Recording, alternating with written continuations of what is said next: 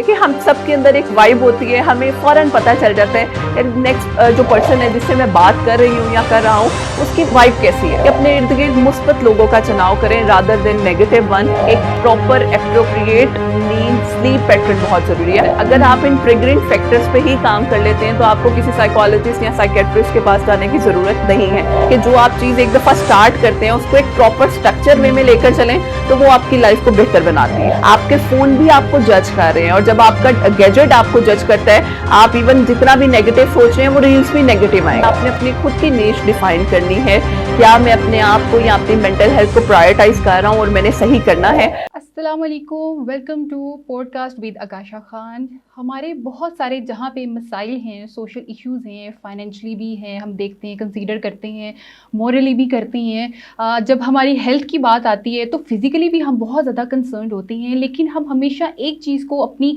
एक हेल्थ को हमेशा इग्नोर करते हैं जो कि हमारी मेंटल हेल्थ होती है। हम उसको कंसीडर ही नहीं करते हैं कि उससे भी ज़रूरत है किसी कंसर्न की, उससे भी ज़रूरत है तवज्जो की।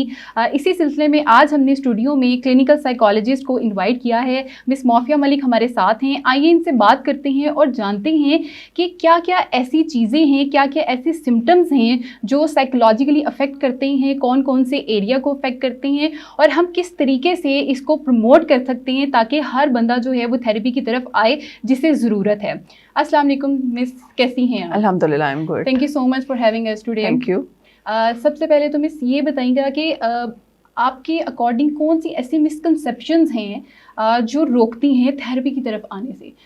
ठीक है। क्योंकि बहुत सारी I have seen lots of people जो सफरिंग कर रहे होते हैं, जो सफ़र कर रहे होते हैं साइकोलॉजिकली, बट वो नहीं आते हैं। तो क्या रीज़न है इसकी? अच्छा, सबसे पहले आकाशा इसमें एक चीज़ ये है कि हम लोगों के यहाँ बहुत ज़्यादा कॉन्सेप्ट है, मतलब आजकल ट्रेंड चल रहा है साइकोलॉजिकल इश्यूज़ पे।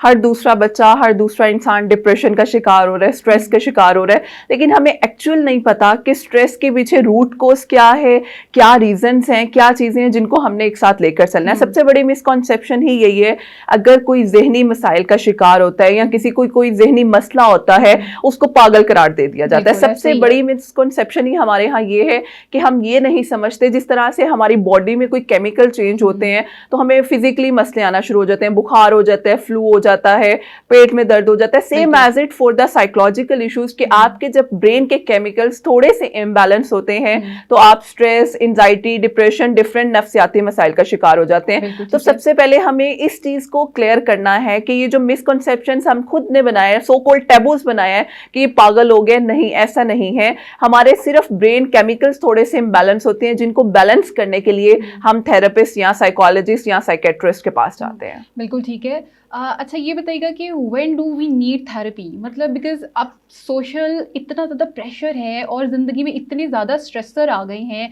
आप वर्क प्लेस पे देख लें या पर्सनल लाइफ में देख लें, सो हम तो रोज़ ही जो है किसी न किसी स्ट्रेस में गुजर रहे हैं, बट वो ऐसी कौन सी पीक लाइन है जिसपे हम ये डिफ्रेंशिएट कर सकते हैं कि अब ये साइकोलॉजिकली प्रॉब्लम की तरफ जा रहा है and it is need to be concern? Okay, अच्छा, सबसे पहली चीज़ जिस तरह से मैंने अभी बात की कि हम लोगों को जब साइकोलॉजिकल इश्यूज आते हैं तो हम लोग पहले तो हमारे अंदर एक्सेप्टेंस नहीं है कि यार मुझे कोई जहनी मसला हो गया है। हमारे इर्द गिर्द बहुत से लोग ऐसे हैं जो हमें इस एक्सेप्टेंस में आने नहीं देते। वो कहते हैं यार कुछ नहीं होता, तुम अपने आपको थोड़ा सा बाहर लेकर जाओ, रिलैक्स करो, तुम ठीक हो जाओगे। तो सबसे पहली चीज ये एक्सेप्टेंस हमें फील होता है, और ये स्पेशली मैं कहूंगी वो अलार्मिंग टाइम तब हमें पता चलता है जब हमारी डेली लाइफ इस हद तक डिस्टर्ब हो रही है कि हम कोई भी एक्टिविटी नहीं कर पाते। जहनी मसाइल जब बहुत ज्यादा पीक पे पहुंच जाते हैं तो हमारी जो रोजमर्रा की रूटीन है वो इस हद तक इफेक्ट होती है कि हमें समझ नहीं आता how we can handle the situation.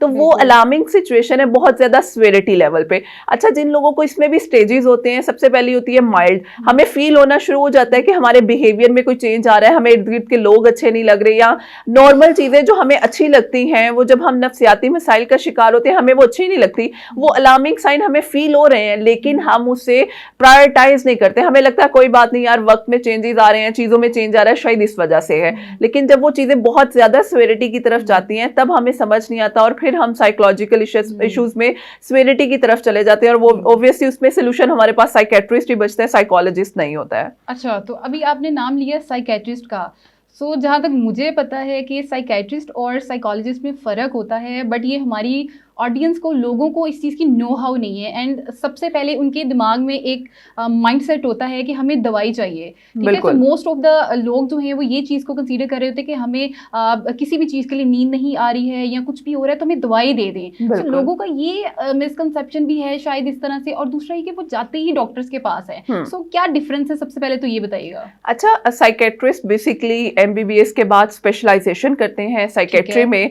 और जिन लोगों की, वही मैंने जैसे पहले बात की, स्वेरिटी इश्यूज बहुत ज्यादा हो जाती हैं, आपकी डेली रूटीन इस हद तक डिस्टर्ब हो जाती है कि आपसे कोई भी काम नहीं हो रहा, उस सिचुएशन में फिर हम सजेस्ट करते हैं गो फॉर अ साइकेट्रिस्ट। लेकिन उससे पहले भी आप साइकोलॉजिस्ट के पास आते हैं, और क्लिनिकल साइकोलॉजिस्ट वो माहिर होता है जो 18 ईयर्स एजुकेशन लेता है, MS क्लिनिकल साइकोलॉजी, उसके बाद सर्टिफिकेशन है CBT, hypnotherapy, something like this. तो उसके बाद वो इस चीज के काबिल होते हैं कि वो आपकी असेसमेंट करते हैं, जिसको हम साइकोलॉजिकल असेसमेंट करते हैं, जिसको आम जुबान में हम तशखीस कहते हैं। उस तशखीस से या असेसमेंट से हमें ये पता चलता है कि हमारे क्लाइंट को थेरेपी की जरूरत है या मेडिकेशन की। तो प्रॉपर ड्यूरिंग असेसमेंट फिर हम अपने साइकोलॉजिस्ट जो है वो अपने क्लाइंट को गाइड करते हैं, तो उसी के अकॉर्डिंग फिर हम या मेडिकेशन की तरफ जाते हैं या क्लिनिकल थेरेपी के थ्रू जाते हैं। अच्छा, मतलब बहुत से लोग सबसे पहले जाते ही साइकियाट्रिस्ट के पास है फॉर मेडिसिन, बिल्कुल। सो उसके बाद फिर वो रेकमेंड करते हैं फॉर थेरेपी सेशंस, और फिर वो साइकोलॉजिस्ट के पास रेफर करते हैं। ठीक है, बिल्कुल ठीक है। अच्छा, एक ये भी चीज़ बताइएगा कि how do you maintain a boundary between you and your client, because I think so कि क्लाइंट जब आपके पास आता है, कोई भी पर्सन आपके पास आता है, तो वो तभी आता है जब उसको ये फील होता है कि there was no one for them, उनके लिए कोई है नहीं जो उन्हें सुन सके, उनकी बात समझ सके। तो वो साइकोलॉजिस्ट के पास आता है फॉर सेशंस और यू नो उस चीज़ के लिए। सो उसमें फिर आई थिंक सो कि उसको, वो पर्सन को वो लग नहीं रहा होता कि यार यही वो पर्सन है, यही वो जो है वो इंसान है जो मुझे अंडरस्टैंड करता है। सो वो डिपेंडेंसी नहीं आ जाती। आप कैसे मेंटेन करती हैं? अच्छा, इसमें आकाशा सबसे इंपॉर्टेंट चीज़ यही है कि आप जब आपका क्लाइंट आता है आप उसके साथ रेपो बिल्ड करते हैं। अच्छा, हमें ये हमारी चीज़ें सारी एथिकल कंसिडरेशन में पढ़ाई जाती हैं कि आपने कभी भी अपने क्लाइंट के साथ डियर का इस्तेमाल नहीं करना। हम रिस्पेक्ट में देखें, अप्रिशिएट करती हूँ, मिस्टर, सर, कुछ भी कह सकते हैं, लेकिन हम ये जो बहुत ज्यादा एक अपनी बाउंड्री क्रॉस करते हैं, सबसे पहले हम डियर का वर्ड यूज करते हैं। यानी इस तरह के वर्ड आपने यूज नहीं करने जो आपको लग रहा है आप अपने फ्रेंड्स के साथ या क्लोज फ्रेंड्स के साथ या अपने सर्कल के साथ शेयर करते हैं। और कभी भी थेरेपिस्ट का अपने क्लाइंट के साथ किसी भी किस्म का रादर देन क्लिनिकल सेशन कोई रिश्ता नहीं बन सकता। और ये हमारे यहाँ सबसे इंपॉर्टेंट चीज, इसीलिए तो कहा जाता है कि फैमिली में भी आप अपने घर वालों का ट्रीटमेंट नहीं कर सकते, आपको उन्हें भी कहीं और रिकमेंड करना पड़ता है, क्योंकि ये चीज बड़ी इंपॉर्टेंट है कि आपकी जहां बाइसनेस ना आए। और रेपो बिल्डिंग में सबसे इंपॉर्टेंट काम ही यही है कि आप अपने क्लाइंट को एक कंफर्टेबल जोन देते हो एक लिमिट तक, ताकि वो आपके साथ एक कंफर्टेबल जोन बनाए, और जब वो जोन डेवलप कर लेता है उसके बाद वो अच्छे तरीके से आपसे सजेशन ले सकता है। देखिए, क्लाइंट को ऐसा बंदा चाहिए या बंदी चाहिए जिसके साथ वो अपनी दिल की हर भड़ास, हर चीज शेयर कर सके, जिसके बाद उसको पता है कि मैं यहाँ से जाऊंगा तो मुझे इसका कोई साइड इफेक्ट नहीं होगा, ये किसी तरह से मुझे मैनिपुलेट नहीं कर सकता। और ये चीज हम सबसे पहले, कॉन्फिडेंशियलिटी का जो एलिमेंट है वो सबसे पहले हम बताते हैं कि जी आपकी बात आपकी मर्जी के बगैर किसी के साथ शेयर नहीं होगी। तो ये पूरा एक डकेरम होता है हमारे क्लिनिकल सेटिंग का जो हमें फुलफिल करना होता है। हाँ, बिल्कुल ठीक है। बहुत ही खूबसूरती से आपने इस चीज़ का जवाब दिया है, बिकॉज मुझे ऐसा लगता है कि वो एक लिंक बन जाता है, एक रिलेशन बन जाता है डिपेंडेंसी का ना। Exactly. So, इसको भी बहुत ही ग्रेसफुली मेंटेन करना एक बहुत बड़ी बात होती है। अच्छा, सेल्फ केयर प्रैक्टिस के लिए आप क्या रेकमेंड करती हैं? बिकॉज मुझे लगता है कि बहुत सारे लोग ऐसे हैं जो थेरेपी सेशन अफोर्ड नहीं कर सकते, बिकॉज आई थिंक सो कि आपको बहुत लॉन्ग लास्टिंग लेके कुछ sessions, I think so 10-12 sessions होते हैं, वो आपने मेंटेन करने होते हैं। एंड सेकेंडली, लोगों को जो है वो हेजिटेट होते हैं कि टू कम टू साइकोलॉजिस्ट और सेशंस लेना और यू नो थेरेपी को पूरा मेंटेन करना। वो नहीं चाहते कि हम किसी के पास जाएं अपनी फैमिलीज के जो अगेंस्ट जाकर या लोगों से जाकर, यू नो। तो उसमें फिर अगर कोई पर्सन इनिशिएटिवली खुद से प्रैक्टिस करना चाहता है तो वो आप क्या ऐसी कुछ चीज़ें रेकमेंड करेंगी सो दैट कि वो खुद ही घर बैठे अपने आप को काउंसल कर सकें? अच्छा, इसमें सबसे इम्पॉर्टेंट चीज़ ये है आप अपनी डेली लाइफ में हेल्दी एक्टिविटीज़ लाजमी रखें। हम सब वर्कहॉलिक हैं, हम सब बिल्कुल। कहीं ना कहीं बिजी हैं अपनी लाइफ में, अपनी फाइनेंस बनाने में, प्रोफेशनल ग्रूमिंग में, लेकिन उसमें हम अपनी पर्सनल ग्रूमिंग भूल जाते हैं, निग्लेक्ट सही। करते हैं। तो सबसे पहली चीज़ है अपनी डेली रूटीन में हेल्दी एक्टिविटीज़ रखें, जिसमें सबसे इम्पॉर्टेंट चीज़ आ जाती है मेडिटेशन, ठीक है, सही। जिसको हम ब्रीथिंग एक्सरसाइजेस कहते हैं। ठीक लंबे है। लंबे गहरे सांस लेना डेली बेस पे। आप सुबह मॉर्निंग या इवनिंग वॉक लाजमी रखें। उस वॉक के जरिए आपकी बॉडी में ऐसे केमिकल रिलीज होते हैं जो आपके स्ट्रेस हार्मोन को कम करते हैं और आपके अंदर डोपामिन लेवल को हाईलाइट करते हैं, ताकि एक हैप्पीनेस हार्मोन आपकी बॉडी में रिलीज हो। सही। दूसरी चीज, हमें अपनी आप कह लें प्रोफेशनल लाइफ में, स्टूडेंट हैं या हम जॉब होल्डर्स हैं, सबको कहीं ना कहीं अपनी वर्क प्लेस पे स्ट्रेस है, जहनी दबाव होता है। उस जहनी दबाव को अच्छे तरीके से निकालने के लिए फिजिकल एक्टिविटी बहुत ज्यादा जरूरी है। वॉक है, ब्रिस्क वॉक है, उसके अलावा जिम है, यानी आप अपनी बॉडी को जितनी अच्छी मूवमेंट करवाएंगे उतनी ही आसानी से आप अपनी बॉडी से उन स्ट्रेस को बाहर निकाल सकते हैं। दूसरी चीज, सबसे इंपॉर्टेंट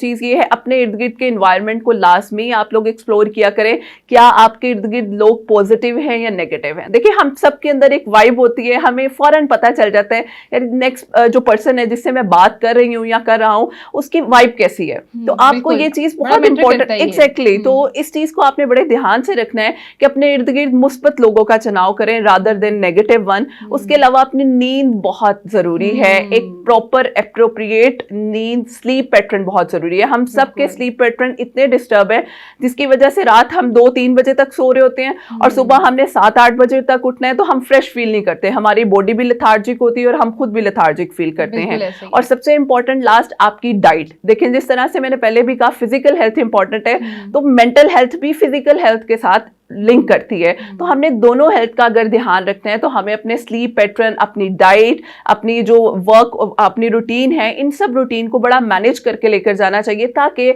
आप इन चीज़ों को देखें। ये इसके रूट पॉइंट्स हैं। अगर आप इन ट्रिगरिंग फैक्टर्स पे ही काम कर लेते हैं तो आपको किसी साइकोलॉजिस्ट या साइकेट्रिस्ट के पास जाने की जरूरत नहीं है। लेकिन मीनवाइल आप इन पैटर्न्स को फॉलो कर रहे हैं और आपसे नहीं हैंडल हो रहा, देन आई वुड सजेस्ट कि आप प्रॉपरली कंसल्टेशन लें, क्योंकि कंसल्टेशन बहुत ज्यादा जरूरी है, जो आपकी लाइफ को पैटर्नाइज करता है और आपकी लाइफ को बेहतर बनाता है। बिल्कुल ठीक है। और कितने सेशंस आप मैक्सिमम समझती हैं कि किसी भी साइकोलॉजिकली प्रॉब्लम के लिए चाहिए होते हैं? अच्छा मिस आकाशा, इसमें सबसे इंपॉर्टेंट हमारी साइकोलॉजिकल असेसमेंट होती है। जब हमारे पास फर्स्ट सेशन में क्लाइंट आता है, हमारा जो फर्स्ट मतलब हर सेशन का ड्यूरेशन ही 45 to 55 मिनट्स का होता है, जिसमें सबसे पहले हम असेसमेंट करते हैं अपने क्लाइंट की, देखते हैं कि उसकी नौयत क्या है प्रॉब्लम की, ठीक है, माइल्ड है, मॉडरेट है, स्वेयर है। उसके बाद हमें आइडिया हो जाता है कि क्या ये डायग्नोसिस यानी एंटाइटल क्लाइंट है, फॉर इंस्टेंस डिप्रेशन है, एंजाइटी है, या क्या मसला है। उस मसले के लिहाज से फिर हम सेशंस प्लान करते हैं, जो एक एवरेज सेशंस होते हैं फॉर इंस्टेंस डिप्रेशन या एंजाइटी के लिए, वो 10 से 12 होते हैं, जिसमें हम अपनी थेरेपी यूज करते हैं सीबीटी, कॉग्निटिव बिहेवियरल थेरेपी। आम अल्फाज में कहूँ तो सोच बर्ताव की थेरेपी। तो ये depends on the client. Sometimes जो एवरेज सेशन है वो 10 से 12 है, लेकिन समटाइम्स ऐसा होता है कुछ क्लाइंट्स को जरूरत होती है तो वो 12 से 15 या उससे ऊपर जा सकते हैं। लेकिन वही बात है, डिपेंड्स ऑन द क्लाइंट, वो कितना विलिंग है और कितने अच्छे तरीके से कर रहा है। देखिए, ये म्यूचुअल आपका एक लिंक है, जिसमें साइकोलॉजिस्ट और थेरेपिस्ट जितना अच्छा मिलकर काम करेंगे उतनी ही जल्दी हमारे क्लाइंट को रिस्पॉन्स मिलेगा और वो जिंदगी में बेहतरी की तरफ जाएगा। और इसमें लास्टली मैं एक चीज बताऊं, हमारी कोशिश और हम हमेशा यही करते हैं कि अपने इन सेशंस के दौरान हम क्लाइंट को खुद का थेरेपिस्ट बना देते हैं, ताकि at the end of session वो अपना थेरेपिस्ट बन जाए और अपनी लाइफ को बेहतरीन तरीके से गुजार सके। ठीक है, वेरी एक्यूरेट। बड़ी अच्छी आपने लास्ट में बात की है कि थेरेपी मेक्स यू इंडिपेंडेंट। कल को कोई आपका कोई प्रॉब्लम होती है सो आप थेरेपिस्ट के पास नहीं भागें, आप अपने आप को खुद से हील कर सकें। So this is a very big point.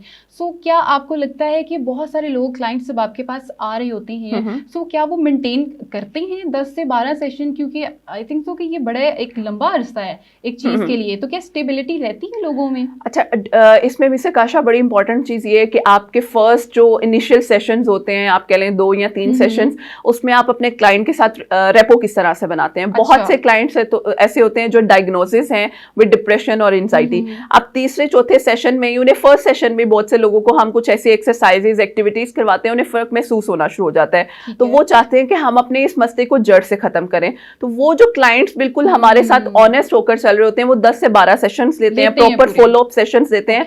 कुछ लोग ऐसे होते हैं जिसमें बहुत कम रेशो है, जिन्हें तीसरे और चौथे सेशन में बड़ा फर्क पड़ गया तो उन्हें लगता है हमें जरूरत ही नहीं है, और फिर जिंदगी के किसी हिस्से में जाके उन्हें रिलैप्स होता है तो फिर वो वापस आते हैं कि सॉरी हमने आपकी बात नहीं मानी तो हमें अपने सेशंस क्विट करने नहीं है, हमने उसको रिकंटिन्यू करना है। तो ये बड़ा जरूरी है कि जो आप चीज एक दफा स्टार्ट करते हैं उसको एक प्रॉपर स्ट्रक्चर वे में लेकर चलें तो वो आपकी लाइफ को बेहतर बनाती है। मतलब स्टेबिलिटी बड़ी जरूरी बहुत जरूरी है, आप उस चीज को मेंटेन करें। अगर कोई प्रॉब्लम चल रही है सो आपको उसको लॉन्ग लास्टिंग लेकर सब्र के साथ चलना चाहिए। देखिए आपका मसला एक दिन का नहीं होता, एक महीने का नहीं होता, उसके पीछे आपने सालों साल गुजार दिए और एट द एंड ऑफ आपने अच्छा यहाँ पे एक बहुत बड़ी मिसकॉन्सेप्शन ये है, हम पीरो फकीरों के पास जाते हैं। हमें लगता है कि हमारे अंदर जिन भूत आ गया है तो हमें किसी पीर के पास जाना चाहिए रादर देन हमें मेडिकली ट्रीट करना चाहिए, और इसमें हम पीरो फकीरों सबके पास से होकर आते हैं। एट द एंड हम डॉक्टर्स के पास आते हैं कि हमें अब साइकोलॉजिस्ट के पास जाना है तो अब हम अपना ट्रीटमेंट प्रॉपरली स्टार्ट करें। तो ये एक प्रॉपर डिकेरम होता है जिसमें हम लोग ट्रीटमेंट करते हैं। बिल्कुल ठीक है। अच्छा मेरा आखिरी सवाल आपसे ये है कि अब टेक्नोलॉजी बड़ी वास्ट हो गई है और सोशल मीडिया ने तो आप समझ लें कि कोई भी चीज़ आपने अगर वायरल करनी है या अपने आप को भी इवन आपने प्रमोट करना है तो that would be the best platform. सो हम किस तरीके से मेंटल हेल्थ को भी जो है वो प्रमोट कर सकते हैं? कौन सी ऐसी स्ट्रैटेजीज हैं थ्रू सोशल मीडिया हम इस चीज़ को लेकर चलते हैं? क्योंकि मैं देखती हूँ कि अब बहुत सारी अवेयरनेस आ रही है और अवेयरनेस थ्रू सोशल मीडिया ही आ रही है मेंटल हेल्थ के लिए। पहले लोग इतना ज़्यादा अवेयर नहीं थे लेकिन अब जो है टाइम के साथ साथ जो है वो लोगों के अंदर अवेयरनेस भी आ रही है। सो आप क्या रिकमेंड करेंगी कि कौन सी ऐसी चीज़ें हमें और करनी चाहिए, ठीक है, इस प्लेटफॉर्म को यूज़ करते हुए, और कौन सी चीज़ें जो है वो आप सजेस्ट करती हैं? अच्छा इसमें सबसे इम्पॉर्टेंट चीज़ ये है कि आप अपनी डेली लाइफ में कितने आवर्स देते हैं सोशल मीडिया को। सबसे पहले तो ये डिफाइन करें आप सोशल मीडिया पे किस तरह का कंटेंट देखना चाहते हैं। आप ये देखें हमारे फ़ोन ये गैजेट्स हैं उनमें ऐसे सॉफ्टवेयर्स हैं कि हमारे माइंड में जो चीज़ होती है ना, जब हम इंस्टा खोलते हैं और फिर हम कहते हैं यार जो मैं सोच रहा हूँ वही रील्स हमारी आ रही है, नहीं ऐसा नहीं है। आपके फ़ोन भी आपको जज कर रहे हैं और जब आपका गैजेट आपको जज करता है आप इवन जितना भी नेगेटिव सोच रहे हैं वो रील्स भी नेगेटिव आएंगे। तो सबसे पहले आपने अपनी खुद की नीश डिफाइन करनी है, क्या मैं अपने आप को या अपनी मेंटल हेल्थ को प्रायोरिटाइज कर रहा हूँ और मैंने सही करना है। देखिए प्लेटफॉर्म्स बहुत अच्छे हैं, बहुत प्लेटफॉर्म है जो फ्री ऑफ कॉस्ट काम कर रहे हैं और बड़ा अच्छा काम कर रहे हैं। हमारी मेंटल हेल्थ अवेयरनेस के हवाले से बहुत से ऐसे कोर्सेज करवाए जा रहे हैं जिसमें आप अपनी ज़हनी ज़िंदगी को और अपनी नॉर्मल ज़िंदगी को किस तरह से बेहतर बना सकते हैं। लेकिन सबसे पहले डिफाइन आपने खुद करना है कि आप किस प्लेटफॉर्म को किस तरह से यूटिलाइज करते हैं। देखिए सोशल मीडिया पे पॉजिटिव चीज़ें भी हैं, नेगेटिव भी हैं। अब इट्स अप टू यू कि आपने किस चीज़ को डिफाइन करना है और किस चीज़ को लेकर चलना है। बिल्कुल ठीक है। बहुत ही इंफॉर्मेटिव हमने बातें आपसे सीखी हैं और मैं समझती हूँ कि जो जो ये सेशन देखेगा उसके लिए बेशक वो किसी बहुत इंटेंस मसले का शिकार ना भी हो लेकिन फिर भी बहुत सी छोटी छोटी चीज़ें जो हैं वो हमने इस सेशन में जो है वो डिस्कस की हैं एंड आई थिंक सो कि बहुत से लोगों के लिए वो बेनिफिट भी होगी जो घर बैठे भी जो है वो अपनी चीज़ों को बेहतर जो है मेंटल हेल्थ को कर सकते हैं। इसी के साथ मुझे दीजिए इजाज़त। नए सेशन में नए मेहमान के साथ दोबारा हाजिर होंगी, तब तक के लिए अपना बहुत सा ख्याल रखिएगा। अल्लाह हाफिज़।